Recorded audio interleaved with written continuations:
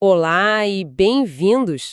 O material que temos hoje na nossa mesa é, para dizer o mínimo, um quebra-cabeça. Um desafio e tanto, né? Totalmente. Recebemos a transcrição de um material chamado Poderes do Sonhar e a fonte parece ser um conteúdo voltado para RPG. Mas assim, não é um roteiro, é uma coleção de fragmentos. Sim. Palavras em português misturadas com romeno, frases soltas. Parece que a gente está tentando montar um vaso quebrado, sabe? Sei perfeitamente. Nossa missão hoje vai ser meio que bancar os detetives.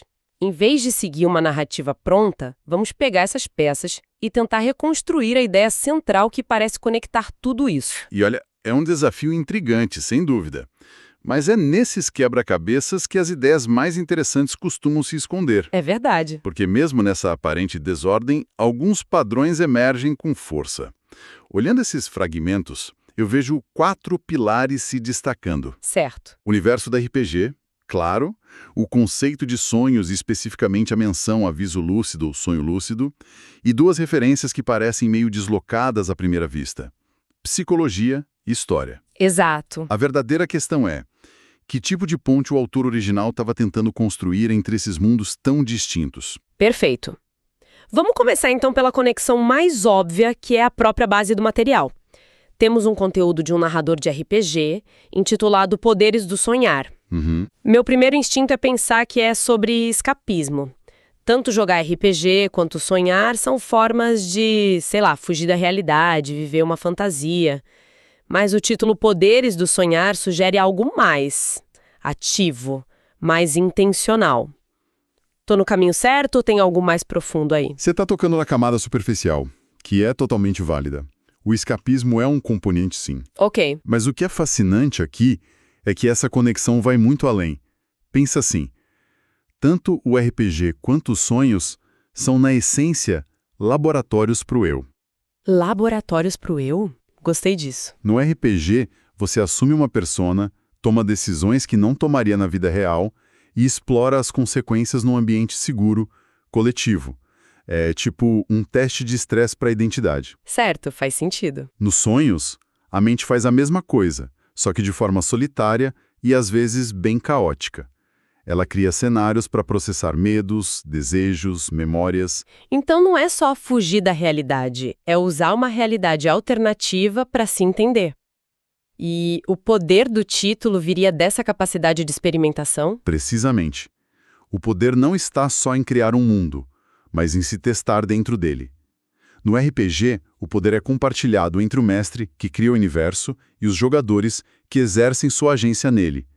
É uma construção de narrativa colaborativa. Certo. Já no sonho, o poder é, a princípio, só da mente inconsciente, que cria e projeta tudo.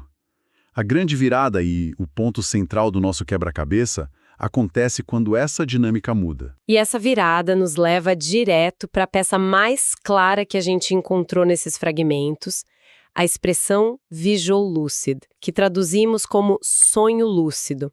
Vamos desempacotar isso. Para quem não conhece, o que é exatamente um sonho lúcido e como ele transforma esse laboratório? O sonho lúcido é um fenômeno fascinante. É o estado de consciência em que, no meio de um sonho, você se dá conta de que está sonhando. Aquele momento eureka. Exato. Esse momento de clareza é uma virada de chave. De repente, você não é mais um mero espectador passivo do filme da sua mente. Você percebe que está no set de filmagens e pode potencialmente começar a dirigir a cena. É engraçado, a primeira coisa que todo mundo diz que faria é voar. Parece que é o desejo universal de quebrar as regras da física. Isso já diz muito sobre o que a gente busca nessa experiência, né? Uma sensação de liberdade total. Exatamente. O voo é o arquétipo da liberdade sobre as limitações. E é aí que a conexão com o RPG se torna cristalina. Num sonho lúcido, você se torna o jogador dentro do seu próprio jogo. Ah, entendi. Você pode escolher explorar, interagir conscientemente com as figuras do sonho, tentar mudar o cenário. O poder deixa de ser passivo e se torna ativo. É a agência máxima no universo do subconsciente. Isso faz todo sentido, mas me levanta uma questão. Num RPG, parte da graça vem do inesperado, dos desafios que o mestre coloca no seu caminho. Sim, claro. Se em um sonho lúcido você Ao mesmo tempo, o jogador e o mestre não têm o risco de se tornar uma experiência meio sem graça? Um modo Deus onde não há desafio real e por isso não há crescimento nem história de verdade? Essa é uma observação excelente e toca no cerne da prática do sonho lúcido. O controle raramente absoluto. A mente subconsciente continua sendo um mestre poderoso e imprevisível.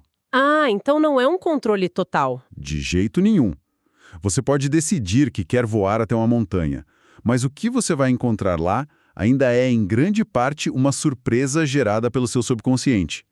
O poder não é sobre controle ditatorial, mas sobre navegação e diálogo. Entendi. Você se torna um explorador consciente do seu mundo interior, não o dono absoluto dele.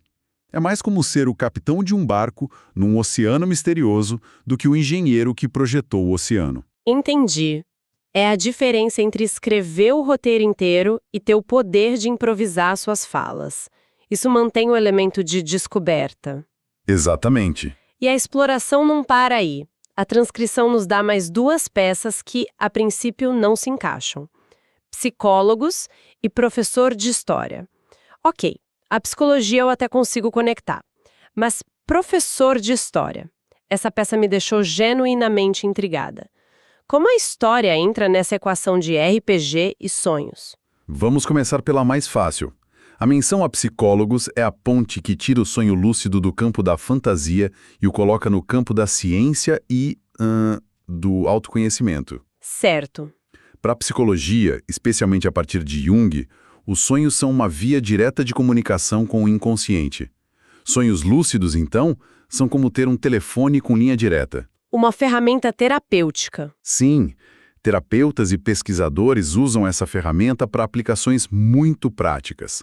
Por exemplo, uma pessoa que sofre com pesadelos recorrentes pode, através da lucidez, aprender a confrontar a figura assustadora em vez de fugir, transformando a dinâmica do medo num ambiente seguro. É como uma terapia de exposição, mas o ambiente de simulação é a sua própria mente, um laboratório mental para a coragem. Isso é poderoso. Muito. Mas é história. Ainda não consigo juntar essa peça.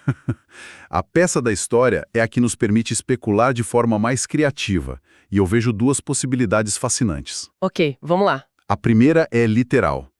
Imagine usar um sonho lúcido como uma ferramenta de aprendizado imersivo.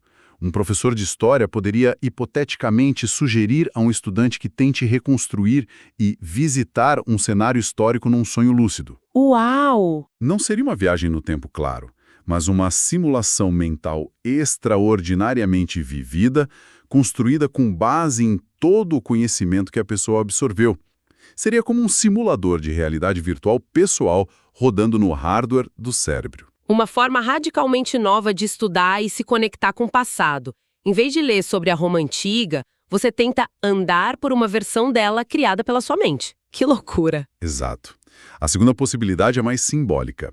A menção pode ser uma referência à própria história da interpretação dos sonhos. Essa prática é uma das mais antigas da humanidade. Ah, faz sentido. Os egípcios antigos, por exemplo, tinham livros inteiros dedicados a decifrar sonhos, acreditando que eram mensagens dos deuses. Passando pelos gregos, que tinham templos de cura por sonhos, até a psicanálise de Freud. A tentativa de entender e usar o poder dos sonhos é uma constante na história humana. Então o professor de história nos lembra que essa nossa conversa não é nova. Exatamente. Ela é parte de uma busca milenar. Uau! Ok, agora o quebra-cabeça está montado. Começamos com fragmentos e agora temos uma imagem coesa. O RPG como um treino para a imaginação e a agência, o sonho lúcido como campo de jogo onde essa agência é aplicada ao mundo interior. Perfeito. E a psicologia e a história como as lentes que nos dão o propósito para essa exploração, seja para autoconhecimento, seja para aprender. E o que conecta tudo isso é um tipo específico de mentalidade. A pessoa que se sente atraída por decifrar as regras de um sistema complexo, como o de um RPG, ou que tem a curiosidade de mapear os próprios sonhos, compartilha traços em comum. E que traços seriam esses? Me parece que vai além da simples criatividade. Com certeza. É uma mente que se sente confortável com a complexidade. Pensa num jogador de RPG experiente. Ele não está só criando uma história, ele está gerenciando um sistema. Sim. Ele tem que pensar em estatísticas, recursos, probabilidades, estratégia a longo prazo e, ao mesmo tempo, improvisar e ser criativo. É um exercício que usa tanto o lado analítico quanto o intuitivo do cérebro. Uma espécie de pensamento sistêmico.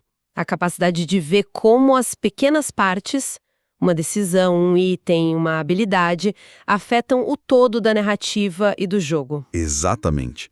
E essa habilidade de mergulhar fundo em sistemas, de entender regras e otimizar resultados dentro delas, é o que explica por que muitas vezes quem se destaca em universos como o do RPG também demonstra uma grande capacidade de foco e aprendizado. Ah, interessante. Não é coincidência que esse perfil seja frequentemente associado a pessoas inteligentes, criativas e com um grande envolvimento com a leitura. Elas gostam de destrinchar mundos, sejam eles fictícios ou acadêmicos. E essa capacidade de foco e de absorver sistemas complexos, isso me soa muito familiar.